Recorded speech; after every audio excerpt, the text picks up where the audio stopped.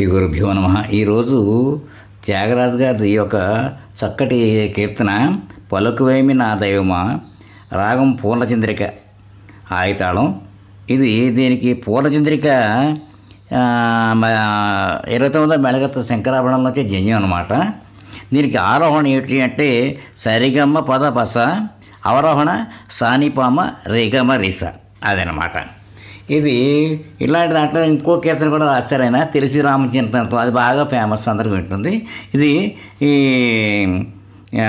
పలుకువేం నా దైవమ మంచి కీర్తన. ఇది అంటే ఎవరికైనా కానీ కూడా ఈ భక్తి మార్గంలో వెళ్ళి వాళ్ళకి అందరికీ ఏమిటయ్యా ఎంతసేపు చేసినా మాట్లాడడం ఏంటయ్యా బాబు, ఏమిటి నా పనులు చూడవన్నా, మాకు ఇష్టం మాట్లాడ కల్లో కనపడవా, ఇలా ఎన్నెన్నో ఆవేదనలు ఆర్ద్రత అంతా అందరికీ, మనుషులకి అందరికీ ఉంటాయి ఎవరైతే దాంట్లో ఈ మార్గంలో నడుస్తూ ఉంటారు.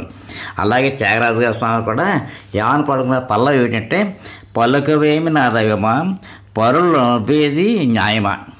అంటే నవ్వడం అంటే పరులు హింసించడం, సంతసించడం, వీళ్ళకి ఏం కనపడకపోతే బాగా అయింది అస్తమాటు భక్తి మార్గం ఏంటి వీడికి అనుకుంటూ ఉంటారు. కాబట్టి పరులు నవ్వుతారు మిగిలిన వాళ్ళు అన్నమాట. ఆ నవ్వుతుంటే న్యాయమా అని చెప్పుకోవడం. ఇప్పుడు అనుపల్లవి అలుగ కారణమేమిరా రామా, నీవు ఆడించినట్లు ఆడిన నాతో పలుకవా. అంటే ఏమిటైనా నువ్వు చెప్పినట్టే చేస్తున్నావు కదా, ఎంత దైవం ఎలా ఉందో ఆ రకంగానే చేస్తున్నావు తప్ప వేరేగా చేయట్లేదు, అయినా కానీ నాతో ఎందుకు పలకవు స్వామి అని. ఇంకా చరణం వచ్చి తల్లిదండ్రి భక్తి నసకి రక్షించిరి, తక్కిన వారిని ఎంతో హింసించిరి.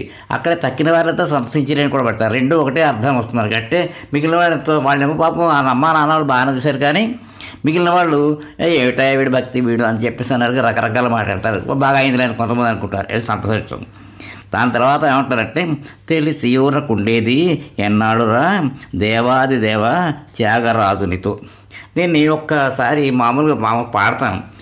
పలుకవేమి నా దైవమా రామ, పరులు నవ్వేది న్యాయమా.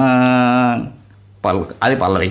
అనుపల్లవి అలుగ కారణమేమి రామని వాడించినట్లు ఆడిన నాతో పలుకవేమి నా దైవమా అనుపల్లమైంది. ఇంక చరణం తల్లిదండ్రి భక్తి నొసగి రక్షించిరి, తక్కిన వారలెంతో హింసించిరి సంతసించిరి. అది కూడా తెలిసి ఊరకుండేది ఎన్నాళ్ళురా దేవాది దేవ త్యాగరాజు నీతో పలుకవేమి నా దైవమా రామా. ఇది ఈ కీర్తన అనమాట. దీంట్లో సినిమా పాటలు ఎక్కువ, ఏదో మలయాళం పాట ఏదో ఉందేమో అని అన్నారు. దీంట్లో ఒక చిట్టస్వరం నాకు జ్ఞాపకం వాయిస్తాను దీంట్లోకి కీర్తనలోను. ఇప్పుడు అదేనమాట, నాకు సినిమా పాటలు కాదు జ్ఞాపకం లేదు, దాని మీద ఎక్కువ చేయట్లేదు, కానీ ఉన్నది కీర్తన నాకు కొంచెంసేపు వాయిస్తాను. రసికులందరూ విని ఆనందించండి. పైగా ఇది గొప్ప దాన్ని సాహిత్యం పట్టుత్వం బాగుంటుంది. ఇంట్లోనూ అందరికి కూడా ఏదో ఒక స్టేజ్లో అందరం కూడా శ్రవణం అవుతుంటే వృద్ధాప్యంలో వచ్చిన ప్రతి ఒక్కడు అనుకుంటాడు ఏదో తప్పని బట్టి ఆయన ఏ దేవుడైనా కావచ్చు, రాముడు అవ్వచ్చు, కృష్ణుడు అవ్వచ్చు, సాయిబాబా కావచ్చు, ఏదైనా కానీ కావాలి, ఎవరైనా సరే ఎంతో చేసినా కానీ నాయన స్వామి ఎందుకు కనపట్లేదు బాబు అని ప్రతి వాళ్ళు తపన పడుతుంటారు ఆ భక్తులు అన్నవాళ్ళు. అందుకోసమని దీన్ని అలా ఇంటర్ప్రిట్ చేసుకున్నట్టయితే మనం ప్రతి ఒక్కడికి వచ్చే ఆవేదనది ప్రతి వాళ్ళు దేవుడితో అలా అనుకుంటాడు, నాతో నాయన ఎంతోమంది న్యాయమాదినకు అని చెప్పి పాడుకోవడం సహజం. అలాగని చక్కటి కీర్తన రాశారు మనం చక్కగా. ఇది త్యాగరాజు గారి యొక్క రచన ఎప్పుడు కూడా ఏంటంటే దీన్ని ద్రాక్షపాకం అంటారు. ద్రాక్షపాకం అంటే ఏమిటి, మనం ద్రాక్ష పళ్ళు అంగూర్లు గ్రేప్స్ తినడం ఏంటి, డైరెక్ట్ పచ్చిది కూడా తినేస్తాం. అంటే పసుపచ్చ ఆకుపచ్చగా ఉన్నప్పుడు కొంచెం పండినట్టుగా ఉన్నప్పుడు తినేసేస్తాం మామూలుగానే. ఇక్కడ కూడా మామూలు తినేస్తాం, దాన్ని వలవక్కలే తొక్క ఏం చేయం. అలాగానే దాన్ని ఎండితే కిస్మిస్లు అంటాం దాన్నే, అది తినేస్తాం, దానికి ఏం వలవక్కర్లేదు. అదే ఈ ద్రాక్షపాకం. అంచేత అంటే కీర్తన చూడంగానే అలా నవరేస్తాం చక్కగా తీయగా చక్కగా దాన్ని యొక్క దాన్ని ఏమంటాం అంటే రచన యొక్క గొప్పతనాన్ని మనం ఆస్వాదిస్తాం, చక్కగా చూస్తాం, లీనమైపోతాం భక్తులు.